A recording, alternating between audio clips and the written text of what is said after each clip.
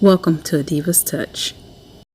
As I did my weekly visit to the Dollar Tree, I found these canisters and instantly wanted to make chunky candle holders. All of the items are from the Dollar Tree with the exception of the duct tape and the Gorilla Glue. Please do not use this Gorilla Glue, just use E6000. I learned the hard way. Keep in mind this project took less than $10 to make all 3 of the candle holders. I keep saying candle holders, but you can actually use these for different items like candy or decorative items throughout the year.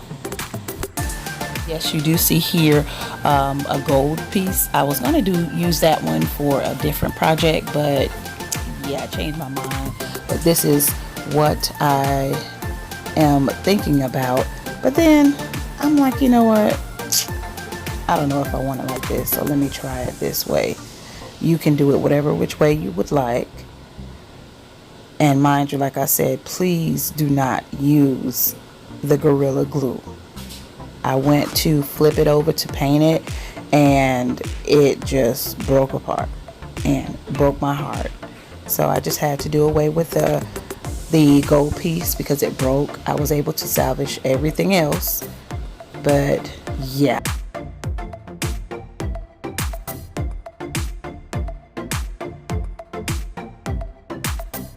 Once I decided on the look that I wanted, I glued them together. I spray painted the inside gold with my favorite gold spray paint and the outside a matted black to go along with the theme in my living room. Here are my multi-use candle holders, y'all. I am loving the way they came out. These are pieces that I can keep on the table year round. I love mine. I hope you love yours once you make it. Please don't forget to comment, subscribe, as well as like this video.